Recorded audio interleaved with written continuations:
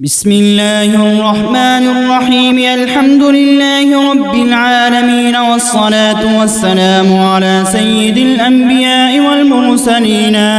وعلى آله وأصحابه أجمعين. أما بعد، فحدثنا شيخنا وسيدنا محمد عبد الرازق الأشرفي حفظكم الله تعالى وأكرمكم في الدارين. قال حدثنا الشيخ محمد إدريس كاندهلوي قال حدثنا الشيخ خليل أحمد السهارنبوري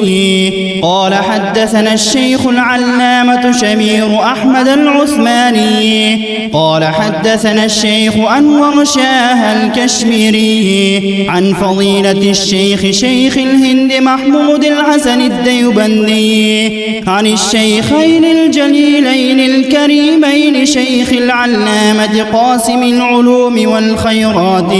محمد قاسم النانوتوي، والشيخ العلامة فقيه العصر رشيد أحمد الجنجوهي، وهما يرويانه عن العارف بالله شيخ عبد الغني المجددي عن مولانا الإمام الحجة شيخ محمد إسحاق الدهلوي عن الشيخ عبد العزيز الدهلوي عن العارف بالله شيخ ولي الله أحمد بن عبد الرحيم النقشبندي قال أخبرنا الشيخ أبو طاهر محمد بن إبراهيم الكردي قال أخبرنا والد الشيخ إبراهيم الكردي قال قرأت على الشيخ أحمد القشاشي قال أخبرنا الشيخ أحمد بن عبد القدوس المنشابي قال أخبرنا الشيخ محمد بن أحمد الرملي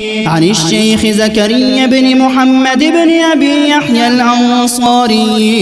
قال قرأت على الشيخ حافظ الحجة أحمد بن عدي بن حجر العسقلاني عن الشيخ إبراهيم بن أحمد التنوخي عن الشيخ أحمد بن أبي طالب الحجازي عن الشيخ السراج الحسين المبارك عن الشيخ عبد الأول بن عيسى الهروي عن الشيخ عبد الرحمن بن مظفر الداودي عن الشيخ أبي محمد عبد الله بن أحمد السرخسي عن الشيخ أبي عبد الله محمد بن يوسف الفربري عن الإمام الجليل الحافظ الحجة أمير المؤمنين في الحديث أبي عبد الله محمد بن إسماعيل بن إبراهيم بن المغيرة بن البردزبة الجعفي البخاري رحمهم الله تعالى ومتعنا بفيوضهم وعلومهم آمين. قال باب قول الله تعالى أعوذ بالله من الشيطان الرجيم ونضع الموازين القسط ليوم القيامة وأن أعمال بني آدم وقولهم توزنوا. وقال مجاهد القسطاس العدل بالرومية، ويقال القسط مصدر المقسط وهو العادل، وأما القاسط فهو الجائر. فحدثنا أحمد بن إشكاب قال حدثنا محمد بن فضيل عن عمارة بن القعقاع عن أبي زرعة عن أبي هريرة رضي الله عنه وعنهم أجمعين قال قال النبي صلى الله عليه وسلم كلمتان حبيبتان إلى الرحمن خفيفتان على اللسان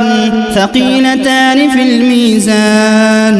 سبحان الله وبحمده سبحان الله العظيم.